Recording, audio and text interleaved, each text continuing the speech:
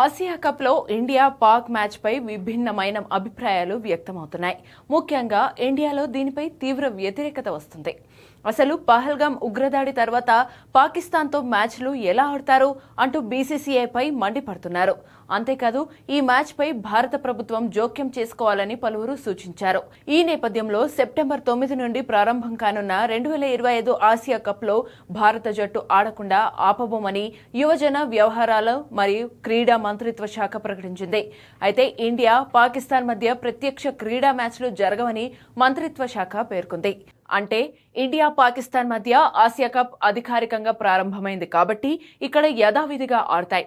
కానీ ఒకదానితో ఒకటి ద్వైపాక్షిక మ్యాచ్లు ఆడవు అని ప్రభుత్వం ప్రకటించింది. తాజాగా దీనిపై ఒక నోట్ను కూడా రిలీజ్ చేసింది. రెండు దేశాల మధ్య ద్వైపాక్షిక పోటీలు నిలిపివేయబడినప్పటికీ భారత జట్లు మల్టీడే టోర్నమెంట్లలో ఆడతాయని చెప్పుకొచ్చింది. దీని ప్రకారం భారత జట్లు అలాగే ఆటగాళ్లు అంతర్జాతీయ ఈవెంట్లలో మాత్రమే పాల్గొంటారు. పాకిస్తాన్ నుండి కూడా ఆ జట్టు ఆటగాళ్లు కూడా అదే విధంగా పాల్గొంటారు అని ప్రకటించింది. ఈ క్రమంలో ద్వైపాక్షిక సిరీస్లో ఆడే అవకాశం లేదని తేల్చి చెప్పింది.